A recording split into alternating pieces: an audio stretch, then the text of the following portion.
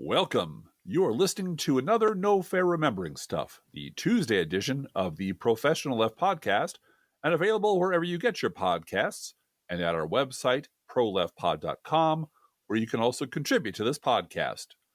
There's a Patreon button at our website, or you can mail us a letter and or contribution at The Professional Left Podcast, P.O. Box 9133, Springfield, Illinois, 62791. And it's not safe for work.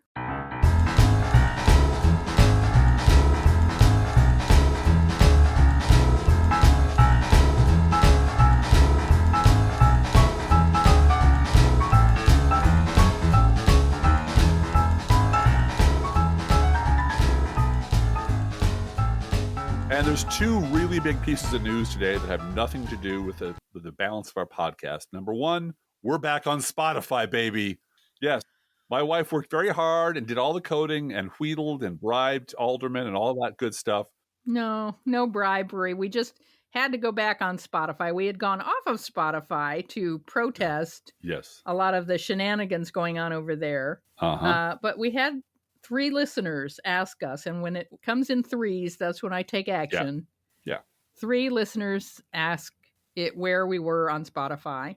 Right. And also, I guess some people are switching over to Spotify from Stitcher, which is no longer in business. Right. So we're on Stitcher, but no more. We sacrificed our principles. Yep, like you do. And we plan our long range plan is to outperform the Joe Rogan podcast in terms of audience. We already do in terms of quality, but in terms of audience, we will surpass him at some point. It's a long, slow rising curve, but around 2110, we're going to just rocket right past him. Exactly. So, you want to talk about what's the other news? What's the other news in the world besides us being on Spotify, Driftglass? The second bit of news is that we are recording this about 12 seconds after Jack Smith announced that there are new indictments of Donald Trump for doing terribly bad, treasonous, awful things to try to destroy American democracy. And that is all the news today. This is also Twitter Free Day. This is the Mark Hamill-led protest against Twitter. So we're not on Twitter today. Right. We stayed off of Twitter today. So I got the headlines mixed up. Number 1, us on Spotify. Number 2, we're not on Twitter. Number 3, something about Jack Smith and some indictments. Number 3, that's number 3. I see. I see. But it does kind of blend into the theme of our podcast today, which is the fact that in this episode, we're going to take a look down an alternate timeline that was never going to happen. In fact, if you'd like to, you can think of this episode as a bit of a crossover from our award-winning Science Fiction University podcast with a time travel theme. Yeah, but this No Fair Remembering Stuff episode is sort of a twist on the plot of most time travel stories. Mm-hmm. For example, you may remember Ray Bradbury's famous short story, A Sound of Thunder, a time-traveling big game hunter who travels to the time of dinosaurs to kill a T-Rex that was going to die anyway, accidentally steps off the path he was supposed to follow, and crushes a butterfly, I think it was. Mm-hmm. When he returns to the present, he finds everything irrevocably changed. They call that the butterfly effect. Mm-hmm. Today, we're talking about the opposite of that. And this is actual history. Right. We're talking about a large and deliberate effort to change the timeline here in the real world that completely failed. Yep. And what we're talking about is the 2013 Republican Autopsy. Yeah, it was a decade ago. I know it was so long ago that barely anyone remembers except us, but during the before time, a ludicrous number of very important public intellectuals and opinion havers firmly believed that there was nothing wrong with the Republican Party that a spoonful of cod liver oil and a few messaging tweaks couldn't fix. In fact, just months before Donald Trump slithered down the golden escalator, David Brooks of the New York Times was saying stuff like this, quote, "The big Republican accomplishment is that they have detoxified their brand. 4 years ago, they seemed scary and extreme to a lot of people. They no longer seem that way. The wins in purple states like North Carolina, Iowa, and Colorado are clear indications that the party can at least gain a hearing among swing voters. And if the GOP presents a reasonable candidate, and this year's crop was very good, then Republicans can win anywhere. I think we've left the Sarah Palin phase and entered the Tom Cotton phase, unquote. So that's Tom Cotton, the 44 Traders letter Tom Cotton? Yeah. And in David Brooks' mind, that was the reasonable, sober, terribly forward-looking future of the fucking Republican Party. And we've left that Sarah Palin craziness behind. Just 5 minutes later, of course, Trump comes down the escalator and it all goes to shit. But let's not get ahead of our... Google Tom Cotton Trader if you are confused by what I mean by that. But let's not get ahead of ourselves. The year we're talking about is 2013. The month is March. And the Republican National Committee has just released its autopsy on the drubbing Mitt Romney took in 2012. This autopsy report was also known as the Growth and Opportunity Project because every Republican document since Reagan has to have the words growth and opportunity stamped all over them. The project has a lot of numbers explaining what a great and comprehensive job the writers of this autopsy did. Oh, yeah. They worked so hard. They did over 36,000 online surveys, over 3,000 group listening sessions, over 800 conference calls, over 50 focus groups, and a major release event at the National Press Club was on March 18th, 2013. Mm-hmm. Major media outlets use words like stunning, bold, and hard-headed when they copied down what the press release said from the Republican National Committee, actually, when they wrote about it. Yeah.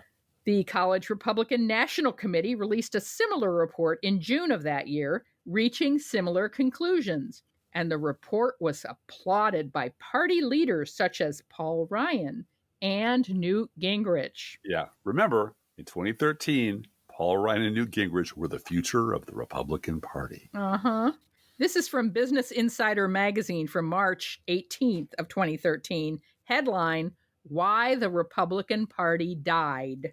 Quote, the Republican National Committee Monday unveiled the results of its Growth and Opportunity Project, the so-called autopsy, their term, from its 2012 election collapse. The results of the report are pretty stunning. The committee assigned to figure out why the GOP got blown out of the water in 2012 found that the party failed on every level, from messaging and campaign mechanics to fundraising, campaign finance, and even the primary process itself. Number 1, public perception. Quote, the perception revealed in polling that the GOP does not care about people is doing great harm to the party and its candidates on the federal level, especially in presidential years. It is a major deficiency that must be addressed, unquote. The report notes that public perception is at record lows and that young voters and minorities are increasingly rolling their eyes at Republicans. Mm-hmm. Number 2, and again, this is still from Business Insider. Number 2, the Reagan fetish. Quote, at our core, Republicans have comfortably remained the party of Reagan without figuring out what comes next. Ronald Reagan is a Republican hero and role model who was first elected 33 years ago, meaning no one under the age of 51 today was old enough to vote for Reagan when he first ran for president. Our party knows how to appeal to older voters, but we have lost our way with younger ones. We sound increasingly out of touch. That one surprises me that Newt Gingrich applauded this part of the report. Since, that's so good. He was making videos about Reagan all through 2012. Okay. Yeah. Number 3, demographics. Unsurprisingly, the GOP recognizes that it has to solve its problem with minority, women, and young voters if it ever wants to win another presidential election, unquote. See, they didn't know about Putin yet, Driftglass. No, and they need to solve the problem with literally everyone except old white men. Right. Got those guys locked down. But everybody else, we got to tweak the message a little bit. And you'll notice the idea of perception is the main load-bearing pillar of the autopsy. The sense that the real problem with the Republican Party was mostly a matter of money and messaging, and not something as fundamental as our base is a volatile shit pile of bigots and imbeciles. You won't find that language in the autopsy. The problem is with our base. They didn't say that. No, they did not. This was a common theme among Republican donors, elites, and Republicans in the media. For example, the Washington Post's Jennifer Rubin was delighted by the autopsy. Back in 2013, she was a rabid, Democrat-hating conservative. She despised Barack Obama and was Mitt Romney's #1 fangirl. And when Mitt lost bigly in 2012, Rubin wanted big changes right away. Right now, fix it. I'm not going to read the whole thing, but here are a few representative selections of Jennifer Rubin's op-ed about the autopsy. Quote, the Republican National Committee's 100-page Growth and Opportunity Project report was released this morning. To the surprise of many, the report is controversial and bold. There's those words again, Dirklev. Yeah, very bold. Not the usual political pablum designed to avoid ruffling feathers. It directly calls on candidates to embrace a more voter-friendly, practical appeal to problem solving with an emphasis on upward mobility. Most striking is its blunt endorsement of comprehensive immigration reform and its encouragement for a variety of views on social issues. Oh, I love social issues, Blue Gal. She hasn't mentioned what the social issues are. No, we don't, because that burns our tongue. Yeah, here's some more. Given that many of its most popular leaders endorse immigration reform, this may not cause as much of a stir as it would have 6 months or a year ago. Don't be surprised, however, to see a backlash from those appealing to anti-immigration exclusionists. It would be a mistake for established conservative media outlets to pander to those voices. Because they're just at the fringe, Blue Gal. They're just fringe people at the fringe. Fringy. Yeah, you know. And finally, as for the overall message of the party, it echoes many of the speakers we heard at CPAC. It goes beyond those speeches to deliver some tough love. Quote, the Republican Party needs to stop talking to itself. We have become expert in how to provide ideological reinforcement to like-minded people, but devastatingly, we have lost the ability to be persuasive with or welcoming to those who do not agree with us on every issue. Was that written by Sam Alito? Yeah, I kind of wonder. I don't think so. Who scratched that out? He wasn't on the committee, was he? No. This draws directly from the playbook of governors, whom the report notes are very successful, and national polls like Senator Marco Rubio of Florida and Representative Paul Ryan of Wisconsin. They're the future of the party, Blue Gal. This is still Jen Rubin. The RNC is taking a risk here, one that in my mind is badly needed. If the GOP remains stagnant on message, policy, appeal, and mechanics, it will atrophy as a national party. If it cannot connect with Americans, offer something for Americans of all backgrounds, and get its technology and nominating system up to snuff, it will, like the Whigs and other extinct political parties, go out of business. No. Yeah, it's all about appeal and mechanics and nominating system and technology. Just fix all that stuff. However, how many of you remember that there was a different post-mortem produced by a different group of Republicans, which has almost been lost to history? It was an alternate view of the future of the GOP, which argued that centrist candidates backed by Karl Rove's American Crossroads got wiped out in 2012, while the hard-right nutcases did much better. 19 conservatives, including David Bossie, the sleazy president of Citizens United, Tony Perkins, the odious president of the Family Research Council, and OG paleo-conservative Richard Viguerie, chairman of the Conservative HQ, wrote in a letter to American Crossroads donors. And this is from the letter, quote, in 2012, the only Senate Republican winners were Jeff Flake of Arizona, Deb Fischer of Nebraska, and Ted Cruz of Texas, all of whom enjoyed significant Tea Party and conservative support. I remember the Tea Party, yeah. Meanwhile, more moderate candidates like Tommy Thompson of Wisconsin, Heather Wilson of New Mexico, Rick Berg of North Dakota, and Denny Rayburg, I guess that's how you say it, Denny Rayburg of Montana, went down to defeat, despite significant support from Crossroads. Remember, that's Karl Rove's group. Mm-hmm. It was firmly expected that Republicans would capture the Senate in 2012.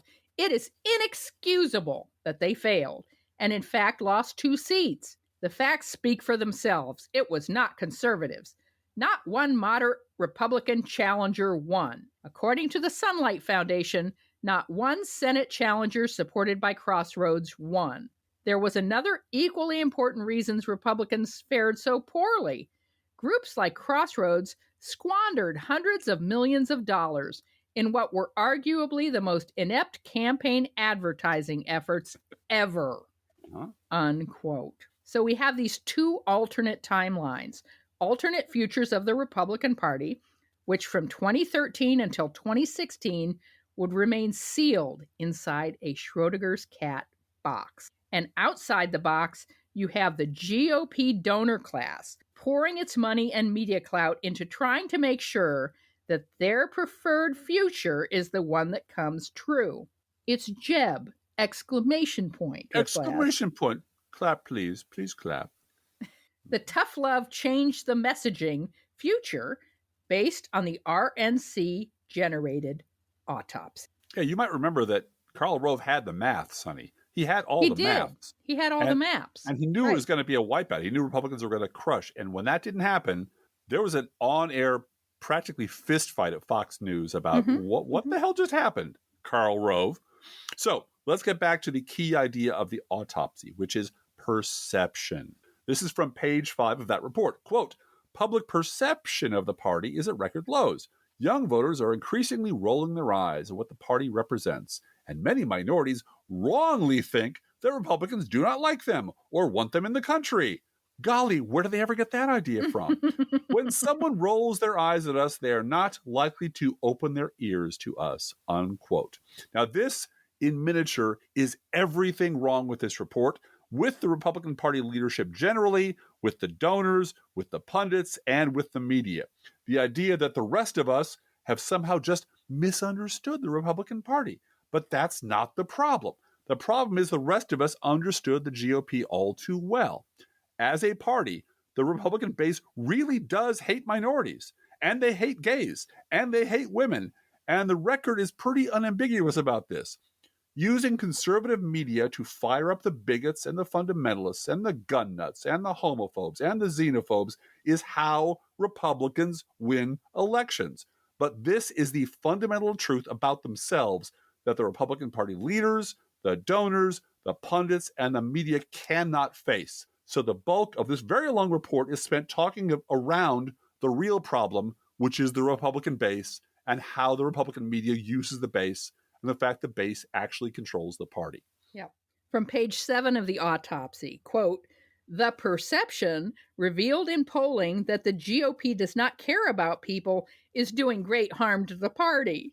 And its candidates on the federal level, especially in presidential years.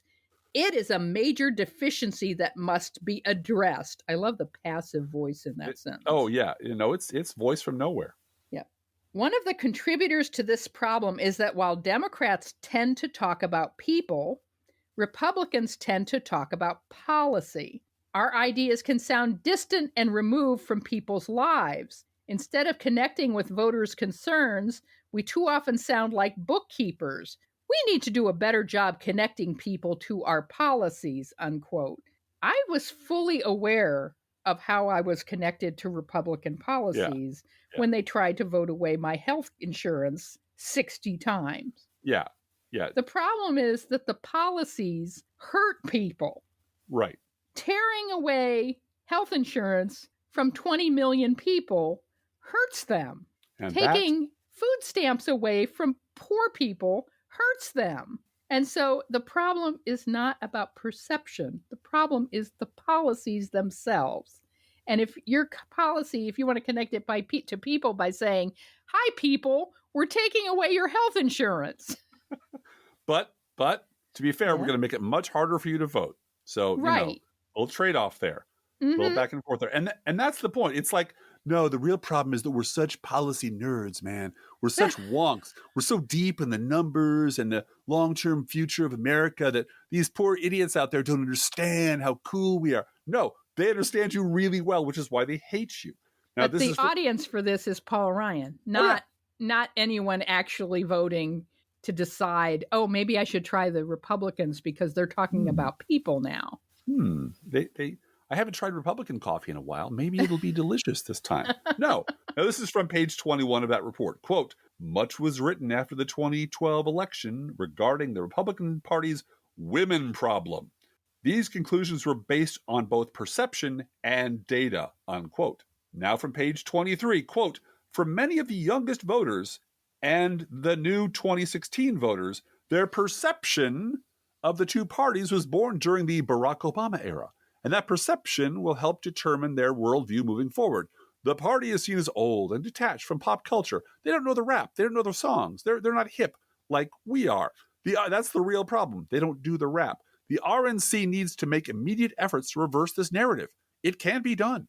Look at the two benches. While Democrats have Joe Biden and Hillary Clinton, we have, everyone get ready to laugh now, leaders like Marco Rubio, Paul Ryan, Kelly Ayotte, and, of course, Bobby Jindal, among many others. We also have a youthful RNC chair, Reince Priebus, unquote. Hello, fellow kids. Yeah. All the kids out there trying to get their Reince Priebus merch so they can look cool in school. This is from page 10. Quote, if Hispanic Americans perceive that a GOP nominee or candidate does not want them in the United States, i.e. self-deportation, they will not pay attention to our next sentence. It does not matter what we say about education, jobs, or the economy. If Hispanics think we do not want them here, they will close their ears to our policies, unquote. Your policies are, you don't want them here. Mexicans are rapists. That's the policy that won in 2016. Build that wall. That's the policy that won in 2016. Yeah. So, continuing. Page 17, quote, too often Republican elected officials spoke about issues important to the Hispanic community using a tone that undermined the GOP brand within Hispanic communities. Those people. Yeah. Using terms like those people or self-deportation is not a good idea. And of course, the tone being the real problem is the theme of this entire report. Yeah, it's the tone and perception, Blue Gal. Nothing actually going on inside the Republican We're really Party. A loving, people-oriented, friendly party to all women, minorities, Mexicans, gay people. We're really friendly. It's just people don't know us well enough. If I may quote I don't think so. Al Pacino and I think The Devil's Advocate, I'm a friend of man. I'm a humanitarian. No, you're the devil. You're the fucking devil. And we know who you are. We can see you for what you are. Page 81, skipping way ahead, recommends that the party, quote, and I love this part, Driftglass. I know. Engage historically Black colleges and universities with the goal of educating the community on Republican ideals and the party's history, unquote. I can't even. Florida Today is trying to make people think that blacksmithing during slavery was a good thing. That's what they call it, blacksmithing, Blue Gal. It has to help the black people. It's right in the name. It's right in the title. And, we could also go back to the Southern strategy, Reagan's infamous Philadelphia, Mississippi speech, his obsession with welfare queens and young bucks, voter suppression of Black votes, Glenn Beck, friend to the black man. The entire unhinged racist Tea Party thing. Mm-hmm. I'm not going to repeat the sign. You've seen the signs at Tea Party rallies about Obama. Yeah. Yep. And here's the deal. Remember when Rand Paul took the advice of this report and went to Howard University to engage with an historically Black university about Republican ideals and the party's history? Oh, I remember. It was very not pretty. No, it was not. I guess you guys don't know that Lincoln was a Republican. Did you know Lincoln was a Republican? A lot of Republicans passed a lot of civil rights legislation. Did you know that? And they're like, yeah, we know it. We're in college. We study this stuff. Why are you treating us like ignorant children, like great white father come to explain our history to us? Let's go to the was. Yeah. And then the next day when he took some shit for it, he got, I tried. And the blacks He were so went to mean Fox to me. and talked to white people at Fox about how sad he was that he was mistreated by those young bucks. Yeah, he was just so sad. He was so sad. They treated me so bad. I tried so hard, and they wouldn't listen to all the glorious things that we've done for them. Did you know Lincoln was a Republican? Really? Yeah, most Democrats, the KKK was started by the Democratic Party. Oh my God, really? And Steve Ducey was very impressed with his history, his mastery of history. But you know what? You know who and isn't? Just ignoring, as they all do, what happened in 1964 with the passage of the Civil Rights Act and how, the Dixiecrats all switched parties and went to Republicans. Absolutely. Every single person Rand Paul talked to at Howard knew all about the modern history of the Republican Party. That's why it was so incredibly insulting. Chapter and verse. And this from page 20 of the report. Again, I love this part, Driftglass. I love it. The Republican Party is one of tolerance and respect, and we need to ensure that the tone of our message is always reflective of these core principles. Yeah. Is that like a lion African rather than an African lion or something like that? Oh, yeah. The tone? The tone was very clear. In the modern media environment, a poorly phrased argument or out of context statement can spiral out of control and reflect poorly on the party as a whole. Yeah. It's very sad. Yeah. Birth certificates. Again with the tone thing, served up with a big helping of in the modern media environment. The liberal media, how they're going to interpret. Liberals be talking, Blue Gal. Liberals be lying about us all over the liberal media. And this is once again on page 24, quote, the RNC must more effectively highlight our young leaders and fundamentally change the tone we use to talk about issues and the way we are communicating with the voters, unquote. And further down on page 24 again, quote, on messaging, we must change our tone, especially on certain social issues that are turning off young voters. In every session with young voters, social issues were at the forefront of the discussion. Many of them see these as the civil rights issues of our time. We must be a party that is welcoming and inclusive for all voters, unquote. And don't worry, ladies. On page 22, they finally got around to you. Quote, grab them by the pussy? Grab them. Yes, that's the policy. Yeah, it's right in the autopsy. You didn't grab them hard enough by the pussy. No, that's not it.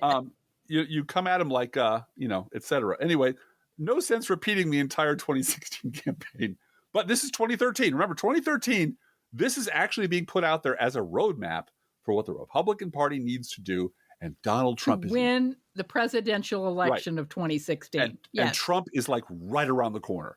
And all of us liberals are waving our arms and laughing at this thing going, you have no fucking idea what your party's really about. These are your party leaders and you have no idea what's going on. We'll tell you, pay me $1. I will tell you all about the base of your party, but they don't want to listen. So this is about the ladies. Quote, be conscious of developing a forward-leaning vision for voting Republican that appeals to women. The Republican Party needs to offer that same vision and message, demonstrating that our policies, principles, and vision address the concerns of female voters. I tried to unpack this sentence and find what the hell they were talking about, and it came out with nothing but a pile of consulting buzzword gibberish. It doesn't mean anything.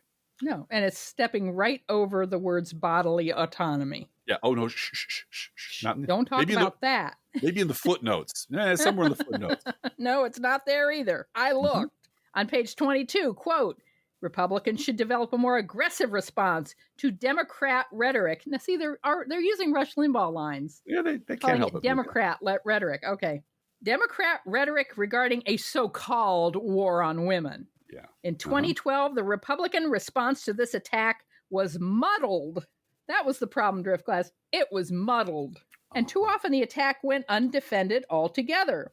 We need to actively combat this, better prepare our surrogates, and not stand idly by while the Democrats pigeonhole us using false attacks. Yeah. There are plenty of liberal policies that negatively impact women, unquote. ... And they would be what exactly? And you know what you won't find in the autopsy? The word abortion. It's not mentioned one time. No. Not once. Not once. Not ever. Guns are not mentioned except in connection with gun shows as places where more Republican voters could be registered. Oh, how handy. The word race shows up 33 times.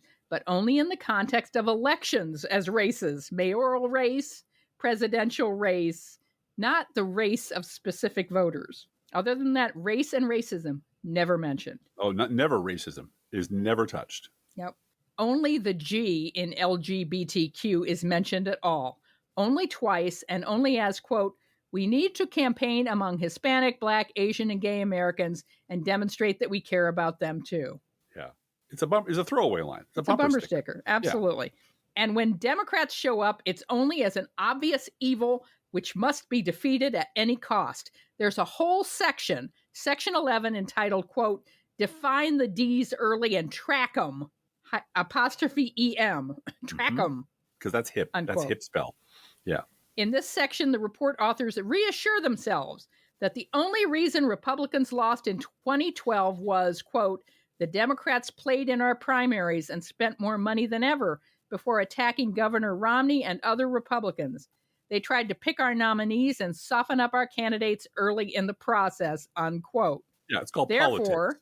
They recommend the solution, quote, the well-funded conservative groups should seek to hire activists to track Democrat incumbents and candidates with video cameras, constantly recording their every movement, utterance, and action. Project Veritas. Excuse me. I'm sorry. Project Veritas, yes.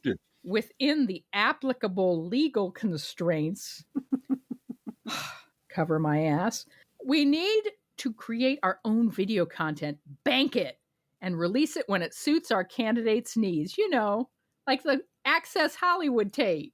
Uh-huh.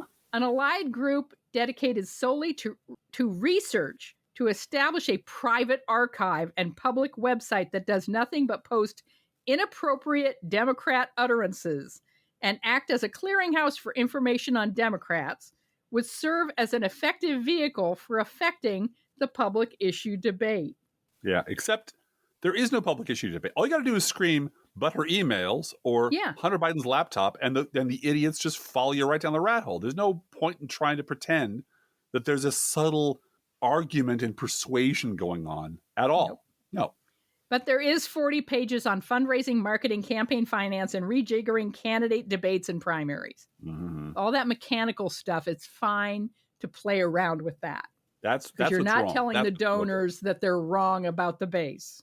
No, we don't want to tell them that. And then there's this quote. They quote Peggy Noonan quoting Joe Scarborough. Yeah. And that just made both of us laugh. Yeah. Come on. This is from the report.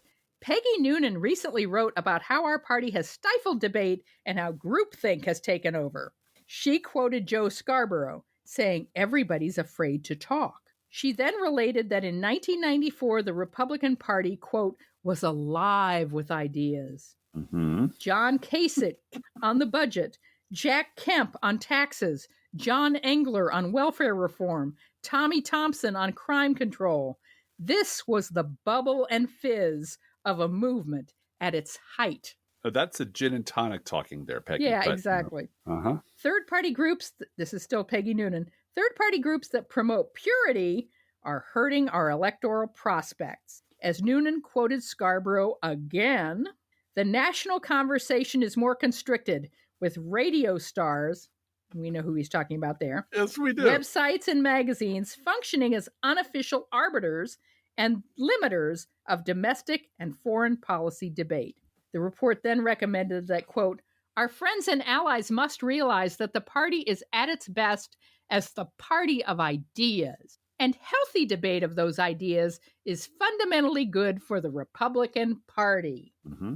And that's why Jeb Bush was totally prepared at every debate to defend his brother against Donald Trump. Well, and this is, again, it's just thick with this stuff, which is, okay, we'd like to know what's really going on inside the Republican Party. Deep X-ray, an MRI, if you will, of the GOP's bones. You know who we're going to talk to? Peggy fucking Noonan. Right. She's going to get her snoot out of the wine jug for 5 minutes to quote Joe Scarborough, who at that point was not the hero of the resistance. He was on the verge of becoming Donald Trump's best friend and campaign advisor. Right. Telling them, we should just talk more and do stuff and hang with people. It'll be cool. It'll be great. These two people together represent the black hole of not understanding what's going on inside their own party that every other person in the party leadership was suffering from. And they believe quoting them is some kind of authority. Now, I'm going to ask you to indulge me because I'm going to make a quick trip ahead 1 year to 2014, a year in which I myself subjected myself to a 2-hour debate between conservatives so you all wouldn't have to. I took one for the team on this one. It was a thing called Intelligence Squared, and the topic was the GOP must seize the center or die. And the team supporting the proposition was David Brooks and Mickey Edwards. The team opposing the proposition was Laura Ingraham and Ralph Reed. Now, Brooks and Ingraham should probably need no introduction. You know who those people are. Ralph Reed, in case you've forgotten, is the baby-faced Bible grifter and Republican attack dog who is going to be the future of the GOP until he got wrapped up in the Tom DeLay, Jack Abramoff bribery and corruption scandal. But like herpes, Reed just keeps coming back. For example, this debate is just 3 years after Reed wrote a long article for the National Review entitled, quote, "Targeting Tom DeLay. His only crime was helping to elect Republicans to office," unquote. So very sad. And David Brooks' teammate, Mickey Edwards, did time as a Republican member of the House of Representatives from Oklahoma. He's also a founding trustee of the Heritage Foundation and national chairman of the American Conservative Union. He taught at Harvard Kennedy School and Harvard Law School and was a regular commentator on NPR's All Things Considered. Anyway, for the entire debate, Brooks and Edwards were on their back foot while Reed and Ingraham were aggressive and declarative. And the reason for that was fascinating to me because when these four leading conservatives sat down across from each other, they made it perfectly clear that they all knew damn well who really makes up the base of the conservative movement and the GOP. Guess what? It turned out to be that the party's rank and file were exactly that same hive of wretched scum and villainy that liberals like us have been telling you about for decades. And these leading conservatives damn well knew it. They danced around it for a while, pretended they didn't want to talk about it, then Mickey Edwards finally got to the point. Quote, "The Republican Party we have today could disappear and be replaced by a range of its little subsets. All these other, a Christian right party, a libertarian party, a no government, no tax party, a gun owners party, a no gays and no immigrants party, each one with its own small niche of true believers," unquote. And that was the never-to-be-spoken fence that the 2013 Republican Autopsy was trying to straddle. On the one hand, there was knowledge that, you know what, the left really had been right about the right all along. On the other hand, there was a certainty that it would be career suicide for any party leader to ever admit such a thing out loud and in public.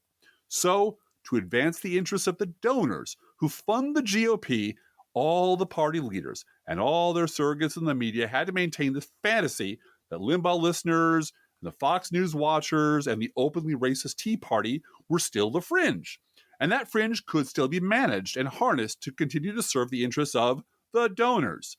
But only if Edwards and Brooks and the rest of that crowd could continue to maintain the illusion that a sensible center, which Republicans could seize, existed. The opposing team of Reed and Ingraham were much more clear-eyed about the future, much more practical about the party. They said, fuck all that.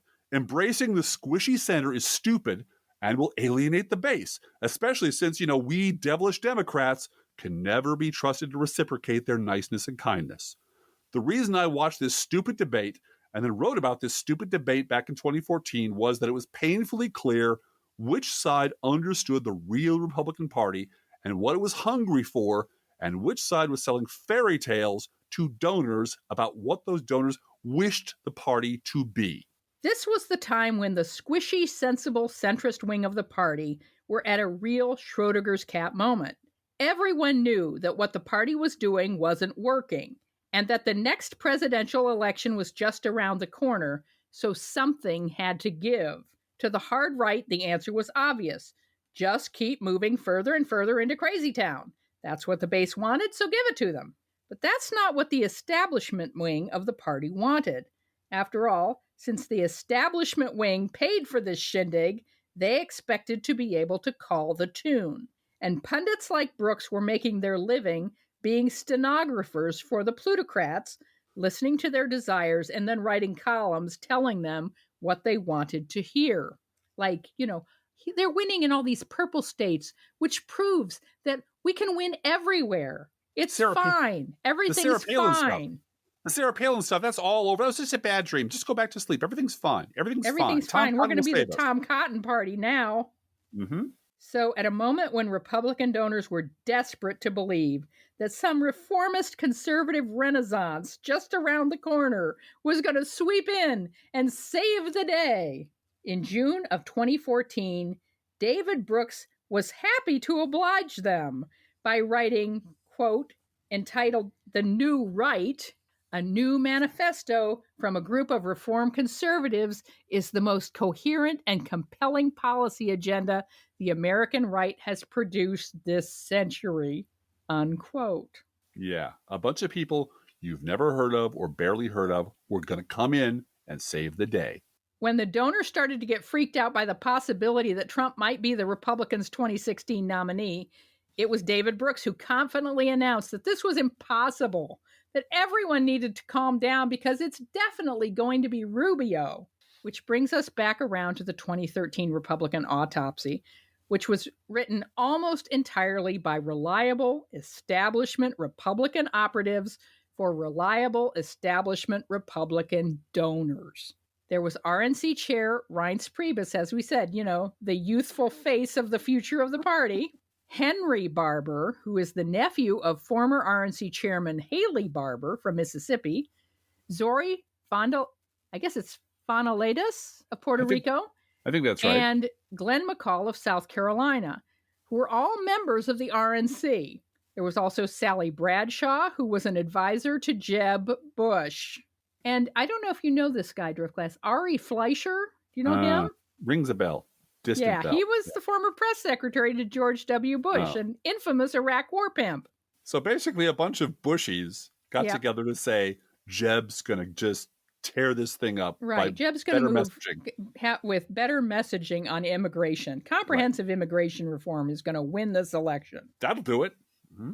And this report got a lot of coverage because it told the GOP fellow travelers in the media and the congenital both-siderists in the media especially, the story they wanted to hear. That Reagan could sleep soundly in his tomb because the bones of the party were still awesome. Sure, it needed some repairs, but mostly the problem was, first of all, incorrect perceptions of the Republican Party. And the other thing was they needed, better marketing and some mechanic stuff that they could just fix on the fly. Tinker with the stuff, just take it up, put it up on the lift, change the oil, rotate the tires. It'll be fine. This is from an NPR interview with Tim Miller, who now works for the Bulwark and can be seen pretty much every day on MSNBC. This is from August of 2022, talking about the 2013 Republican autopsy. Quote, but what we didn't even think about, what we didn't even talk about, I went back and read all of the emails. What wasn't even suggested was actually maybe we should challenge some of the shibboleths of the Republican Party, the other shibboleths of the Republican Party. Maybe we should respond to the legitimate grievances of people working class people, who are upset about the forever wars, people whose communities have been hollowed out by globalization. Maybe we should be more responsive to their needs. That was the reason Mitt Romney lost Wisconsin and Pennsylvania, not, because of self-deportation. But we didn't even think about it and talk about that because that went against what kind of report the donor class wanted, what our own instincts and biases were. And so I think there are legitimate grievances that these communities have that we didn't even try to address, unquote. As we know, and as some of us were warning back then, it turns out that Donald Trump knew exactly what the base wanted to hear, and it wasn't this messaging and perception drivel that the RNC had put together to please the donors. By May of 2016, Trump had clinched the Republican nomination after 29 unbound delegates read the writing on the wall and announced they would support Trump at the party's July convention. And in July of 2016, during the week of Trump's convention, Vice News interviewed one of the autopsy's authors, Henry Barber, and the new RNC Hispanic Outreach Director, Helen Farah, about the upcoming general election. And in all your born days, you have never seen so much lipstick grudgingly slathered onto such an ugly hog. Barber insisted that the autopsy wasn't intended to be a guide to winning Republican primaries. No, not at all. No. It was about a winning roadmap for the Republican future. Mm-hmm.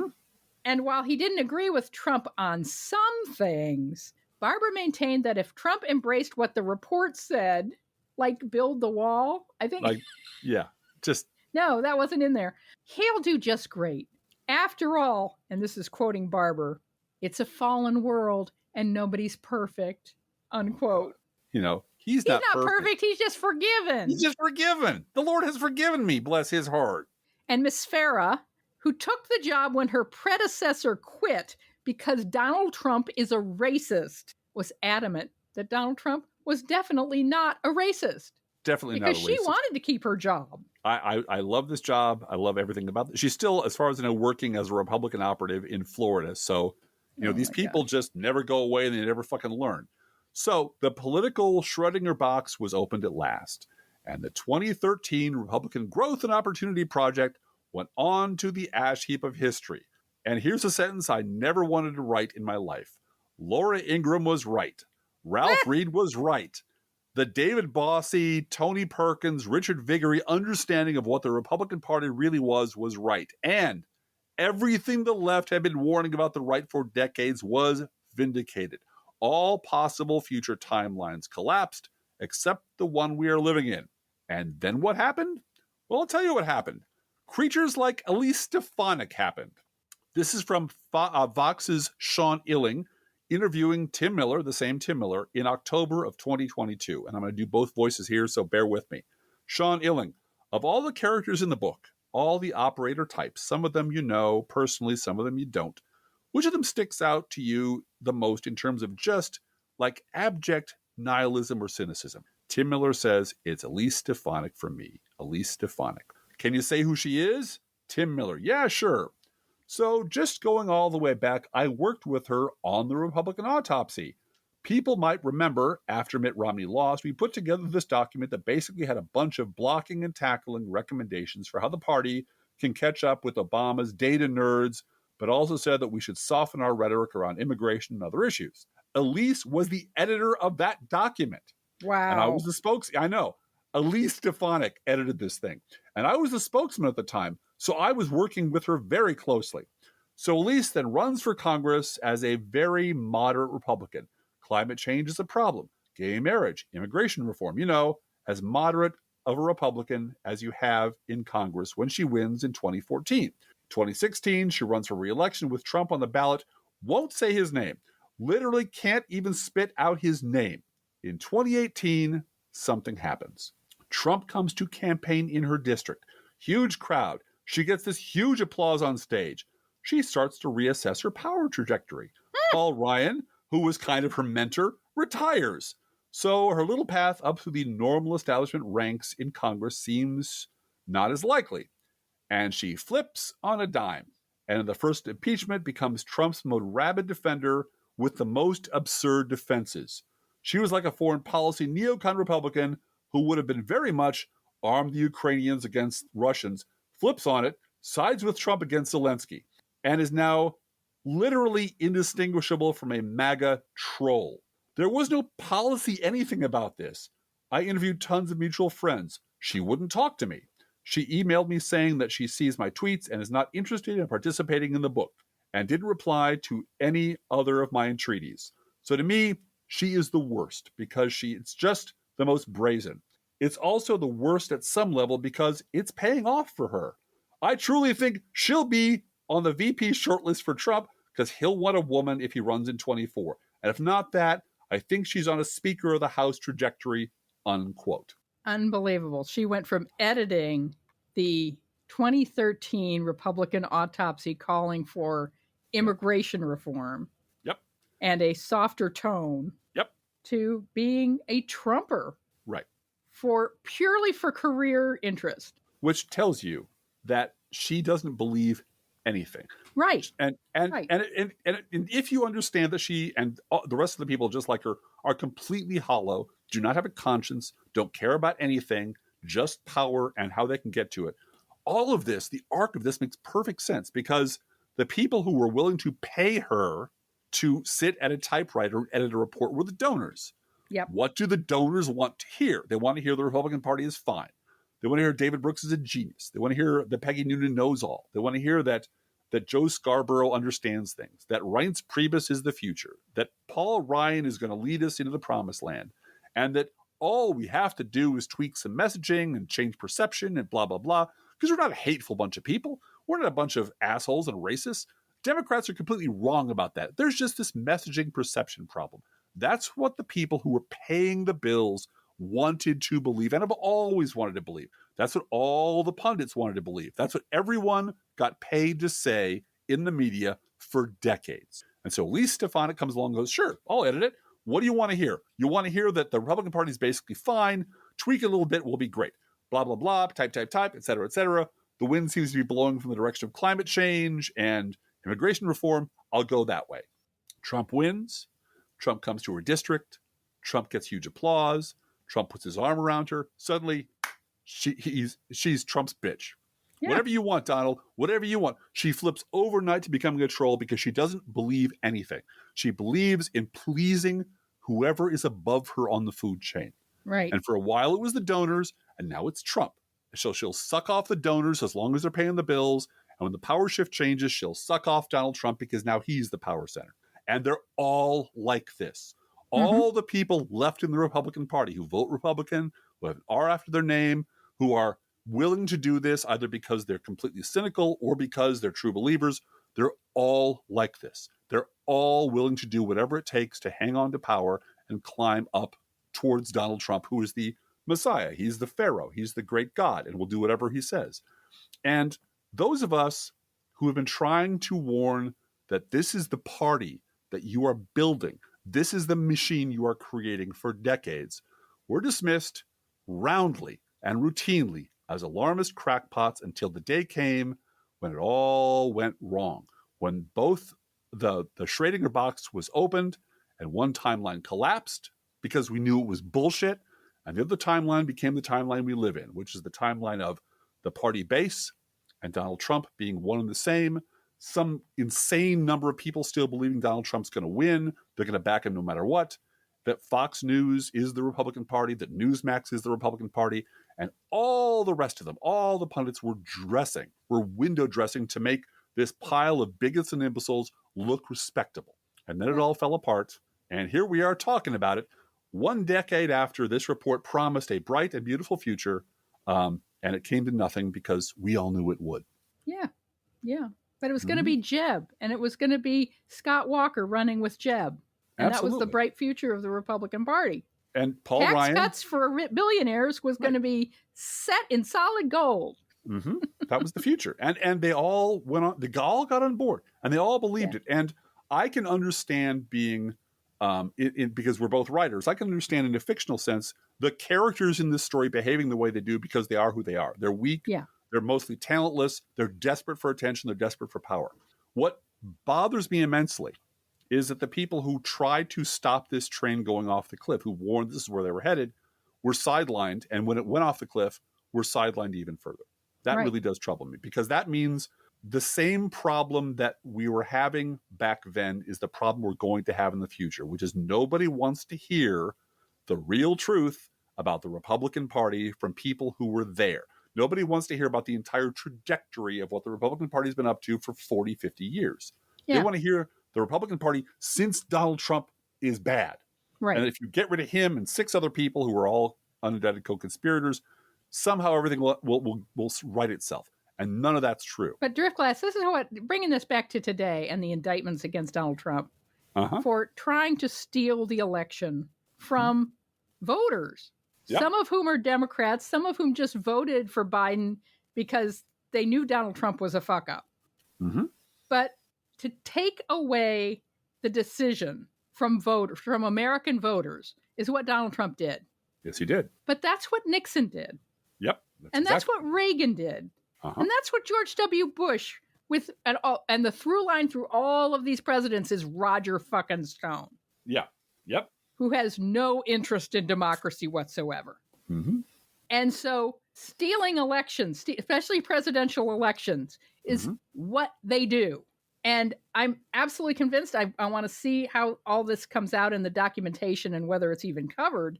But I want to see discussions among some of these so-called intellectuals around Trump who are trying to orchestrate this with the fake electors and so forth, of creating enough chaos that this goes to the Supreme Court. And that the playbook for this is Bush v. Gore. Yes. That Trump was working under one avenue towards staying in power was if it's chaotic enough, it goes to the Supreme Court, then I'm all set. Because I know how to do that. I know what they'll do. That's the template. The Brooks Brothers riot set the template for this. Set the template for how you steal an election. Yeah. Yep. And it worked. It worked. With Bush, it worked. And why wouldn't it work? And if you just unleash more chaos, if you attack or on delay every things, front, if you can delay the Electoral College confirmation that day so that it's not decided on January 6th, then it's chaotic. And the media wants everything to be settled as soon as possible. Right. So they'll go along with the Supreme Court stealing democracy, like they did with Bush v. Gore. Why else pack the court if you're not going to use it to, get yourself elected? You put those people there for a reason. Hey, don't forget, we really need more Patreons to make this podcast fly. So if you can afford to support us in that way, please visit our Patreon at patreon.com/proleftpod. And thank you for doing that. Yeah. See you next time. See you next time. The Professional Left Podcast No Fair Remembering Stuff Tuesday edition is produced under a Creative Commons license. Copyright 2022-23, DGBG Productions.